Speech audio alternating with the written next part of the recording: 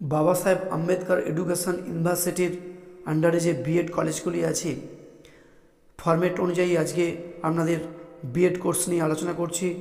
তার আগে বলি, আমার বিএডের semester 1, semester 2, semester 3, semester 4 practicum বই আছে।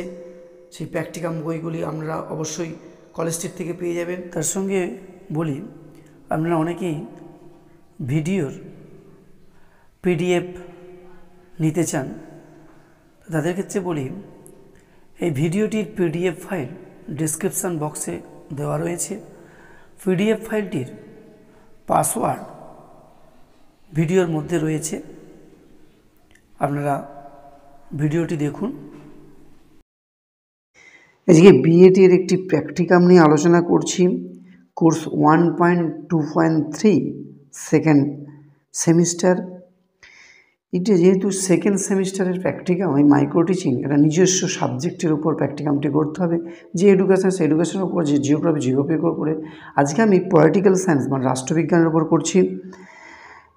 স্কিলটা হচ্ছে শিক্ষামূলক প্রদীপনের ব্যবহার, যেটাকে বলে টিচিং এইডস। বিষয় হচ্ছে রাষ্ট্রবিজ্ঞান, পাঠ একক হচ্ছে নাগরিকতা, শ্রেণী হচ্ছে একাদশ, সময় হচ্ছে 8 মিনিট, ছাত্র সংখ্যা হচ্ছে 10 জন, শিক্ষক বা শিক্ষিকা, তারপর হচ্ছে তারিখ। এখানে 3টি রোতে ভাগ করা আছে: উপাদান, পদ্ধতিগত, বিশদীকরণ। উদাহরণ সহযোগে ব্যাখ্যা। পদ্ধতিকরণ, বিশদীকরণ হচ্ছে সবাই একই থাকবে, উদাহরণ সহযোগে ব্যাখ্যাতেই লিখতে হবে। উপাদান হচ্ছে বিষয় প্রাসঙ্গিকতা, বিষয়ের যে টপিকটা নিয়ে আলোচনা করবে, সেই যেমন নাগরিকতা বললাম, সেটা নিয়ে যখন আলোচনা করবে তার বিষয়ের প্রাসঙ্গিকতা অনুযায়ী মডেল বা চার্ট বা চিত্র দেখাতে হবে। তারপরে শিক্ষার্থীর বোধগম্যতার স্তর অনুযায়ী শিক্ষাদান, শিক্ষার্থীদের কতটা বোধগম্যতা আছে সেই টপিক সম্পর্কে সেই অনুপাতে কিন্তু তাদের টিচিং এজটা দেখাতে হবে। তারপরে আছে আগ্রহ সৃষ্টি ও চিন্তনের উল্লেখ।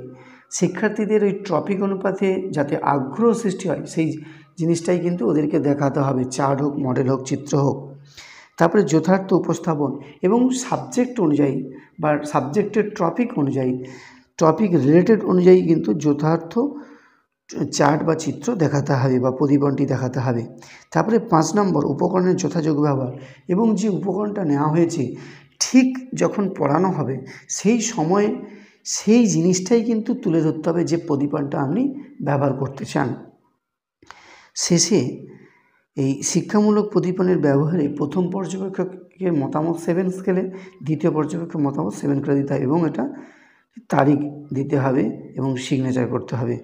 যে এখানেই এই মাইক্রো টিচিং সমাপ্ত করলাম পলিটিক্যাল সায়েন্সের।